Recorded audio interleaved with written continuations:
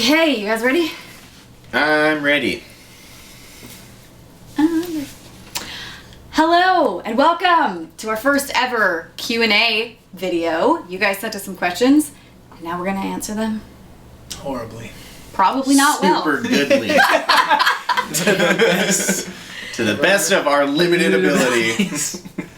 Righto, so let's get started. Number one. Number one, Jennifer would like to know, how and why did you come up with the flower cover and album art for Bloom? That's a great question. So I think it was Trevor who pretty much did everything for the album artwork. Once we had decided to call the album Bloom, that things just kind of fell into place. But we are actually putting out a video really soon on kind of this topic, and Trevor will talk more about it. So yeah, where the art came from and whatnot. So look forward to that very soon. But the Bloom thing was Wade's idea. He wanted Bloom to be... I mean, quickly, it was just when we were trying to figure out a name, Wade wanted to maybe do some kind of bloom or flower related. So since we didn't decide on that, we're all a big fan of floral design anyway, so we decided to call the album that and incorporate floral into the album. But we'll go deeper in that later. Definitely. Good question, Jennifer. Next question. Isa wants to know, do you guys play live?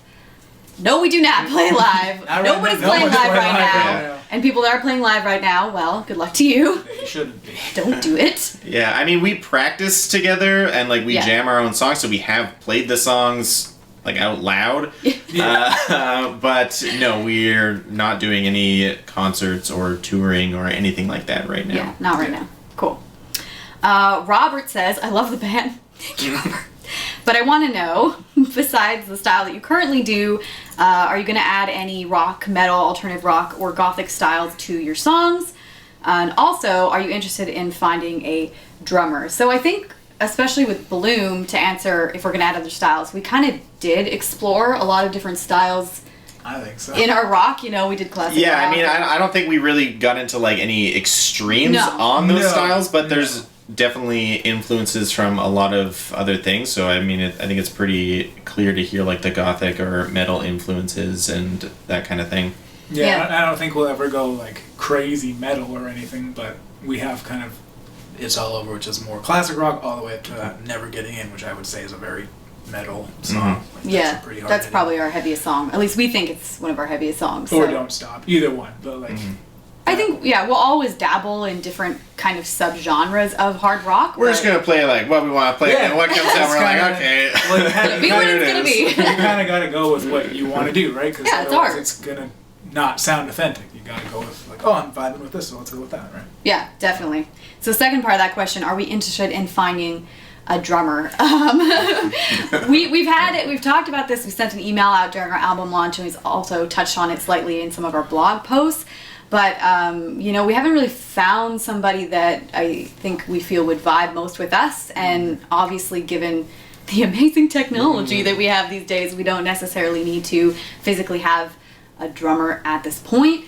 Are we interested in getting one? Like, if one like fell into our laps, we probably wouldn't be against it, but we're not really like on the lookout for that at this time. Point, like recording at home, it's way easier to have like not have to make up a whole drum set. That's super hard. So yeah, one fell into our lap, cool. But otherwise, there's studio musicians for whatever we need one day here. Yeah, exactly. If we tour, we'll hire somebody to do the drums. Obviously, we'd have live drums, but it's just almost three of us. No drummer. Rock show. Yeah, so I think that's kind of where we're at with the drum thing right now. Yeah. Okay. Kenny wants to know if there are any Easter eggs hidden in the album. Nope. No Easter eggs. Look forward to future albums. Easter eggs from this album in there. We did debate doing Easter eggs in our album launch sequence if you participated in that, but I just didn't feel that it was going to be worth it for the amount of people that maybe would have been able to find or participate. So it is something we plan to do in future album releases and things like that, but currently no, there is no special Easter eggs. Intentional Easter eggs in our album. That we know of. But I can tell you in our upcoming music video, wait, it's going to be out already. The one that just released. The music video that just came out. Last week. There's tons and tons and tons of Easter eggs in that. You're probably going to want to watch it more than once to pick up on all the little things that we're doing and being there's little ridiculous funny about. things throughout the video you won't see just the first time. Yeah, So. so definitely rewatch that. Okay, Ren wants to know, what bands inspire you to write this kind of music? Ooh. I'd say like. I mean, I don't know if like we were inspired to like write this kind of music specifically. Like we need to sound like this. We have a bunch of bands that we all like, and they, I guess, influenced our general taste in music. So, but I wouldn't say that like we're like we need to write this album like this. It's just kind of a combination of. Like I guess if we had to name some, like I'd say like Shinedown would be one, Skillet, maybe a little bit of like In This Moment, but also like with my like if I'm writing a riff, I wouldn't try to write it like those guys. Like a lot of my influences come from more like the 80s side of things, like Extreme I've mentioned before and stuff. So we kind of just, again, like earlier, or we incorporate metal or whatever, we kind of just like write riffs and whatever we're vibing with, that's where we go, whatever we think is cool. Like it doesn't matter, does this sound skillety enough? Or does this, like, we're not trying to do that, we're just trying to do us, right? Like, I mean, maybe do you guys want to talk about like 3 or 5 of your favorite bands and see if people can pick up the influences? Sure. Okay, yeah. You start. Okay. Just 3 to 5. I mean, musically, I love the sound of Skillet. I love like the tone and the overall, just how heavy it is and how hard hitting it is. So I definitely reference that a lot. I like Alter Bridge a lot for like the guitar stuff, and then 2 big ones for me are Van Halen and Extreme as far as just guitar playing and riff writing. So those are probably the 2 biggest influences for me as a guitarist in general, so you can probably hear a little bit of that throughout the album. And I don't know a 5th. Like I would say like probably That's those, fine. those 3 to 5 is good. 4 is good. Those 4 would be probably my main ones. Yeah, definitely. I think I might be the odd one out here because my favorite bands actually sound pretty much nothing like the kind of music that we play. But I would say the bands that I would find the most influence for in terms of how I would want to be as a vocalist are pretty much all Japanese bands. My favorite one being One OK Rock. Taka, of course, is an incredible vocalist. My second favorite is actually his brother Hiro from My First Story. I love their style in terms of how they kind of go between clean and more gritty vocals, and I think that I kind of did a little bit more of that in Bloom, and that's kind of the style that I like to go for. So those would be 2. Of course, Skillet's another inspiration, I think, musically, and then I can't leave out In This Moment, Maria's the Queen. So those are probably my top ones if I'm thinking who I look to for inspiration for how I want to sound as a vocalist in our music. I think that some of my absolute favorite bands are stuff that I really didn't draw like a lot of influence of. Like I'm a huge Dream Theater fan. I really also like the band Combi Christ, but I didn't really like pull from those sources for this album. For me, it was I really like Pliny's bassist Simon Grove, and I really feel like his playing is exactly kind of the stuff that I wanted to be doing. So I was thinking a lot like that. Also, Nolly from Periphery, huge fan of him and the band in general, so Periphery was another big one for me. Those 2, I mean, obviously, like Rush, Geddy Lee is a big influence on myself. I've been listening to a ton of Ghost lately, and I really like a lot of the stuff that they're doing, so I would say that those ones kind of combined with the ones that these 2 had talked about earlier were kind of formed what I wanted to do on the album. Yeah, and I guess quickly to add, Periphery also had a bit of an influence on just the overall sound of the album. Definitely. Like, I learned a lot from Noli about mixing and all that, so I used a lot of his techniques, so we kind of get that very clean but open and big sound that they're kind of known for. So and our drums. Maybe they're from that band. And our drummer is literally Periphery's drummer. Yes. Just Matt Halpern. Yeah. Matt Halpern. Just, Name drop. Just digitized, right? So, and I guess for me, Dream Theater would be my other 5th band that is a big inspiration. But again, I didn't draw like they're. Yeah. It's not us. Dream Theater is Dream Theater, and I think there's you'll find. I think.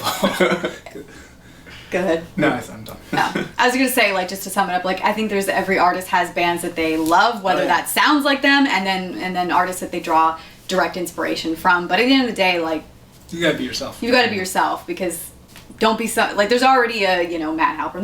There's already those people, so be somebody who you want to be, and that's what we try to just be true to ourselves. Inspiration right there. Okay, Max May wants to know, Trevor, How long did it take you to be able to do those awesome solos? And do you have a guitar routine, or how many hours a day do you usually play? I've been playing for 12, 13 years now, so quite a while. I used to practice a lot more when I was a kid. Obviously, I had a lot more time, so I was the guy you hear about who played 6-7 hours a day all the time. Now I generally try to do at least an hour of like serious focus practice where like phones away, distractions off, all I'm doing. It's okay, little guy. No distractions in this household. No distractions. So about an hour, but usually I end up playing about 2-3 hours because even if Beth and I are like hanging out at night watching a movie or TV or something. Like 8. I'll have my guitar in my hands and just be noodling and practicing other techniques and stuff. Sometimes I wake up in the middle of the night and there's just a guitar between me and him in the bed. That has not happened. Yeah, so I mean, it takes a lot of practice, right? You just like doing it. When would you say, I guess, to like further this point, when did you feel like you could confidently do awesome solos?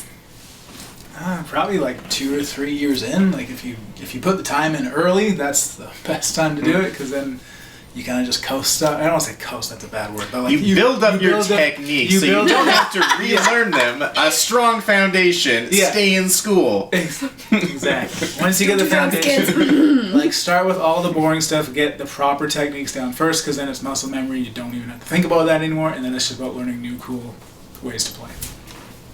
Sweet. Okay, so Richard, aka my father, would like to know, why does your lead singer not play the keyboard anymore? Well, Dad, let me tell you. I did used to play the keyboard when I was younger, but I was taught by myself. I was ear taught. I never had any formal training.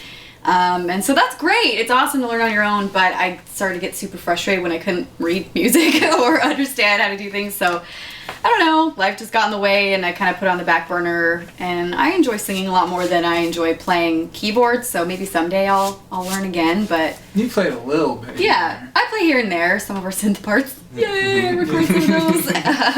But yeah, I'd say my passions lie more with singing, so that's kind of why I don't play the keyboard anymore. Dad, thanks for making me feel guilty. All right, next question.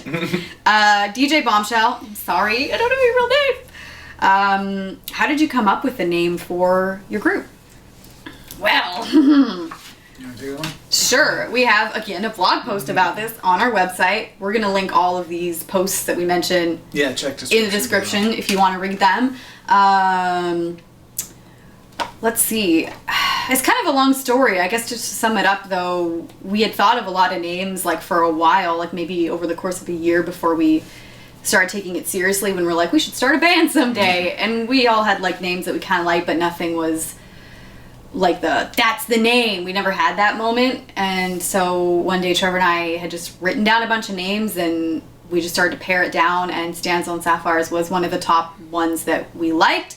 And so we ran that by Wade. I think he was like, cool. And that's about that. There's actually a much... I just play bass. just the bass. There's much more to the story than that. There's a lot of meaning behind it, but that's kind of how we arrived on naming the band. But if you do want to know the detailed story, just click on the link in our description here where we break it down for you. Yeah. Okay, Ed wants to know, when are you touring again? We have to tour for the first time before we can tour again, and that doesn't seem to be on the horizon for a bit, but when it happens, you'll be the first to know. We'll let you know for sure. We definitely want to build up a following before we just go out and tour, so that's...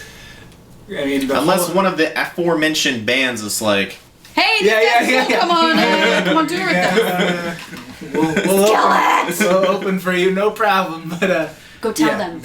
Other than, the situation going on has kind of been like a blessing to us in a way, because like we don't have to worry about it. We don't have to worry about people being like, when you get tour, because like no one can right now. So all musicians are kind of in the same boat, and it just gives us more time to build up our fan base, which is what we're doing. I mean, we're I'm not gonna sugarcoat it, like we're very forward thinking in the way that we're running our band, and that's that we're not going to go on tour until we're in a place where we have enough people to support that tour. And it's really great to have the fans we have right now, but we want to be realistic about how we do this. And I don't know if a lot of people know this, but in this current music industry, a lot of people pay to go on tour, and they pay to go with other acts.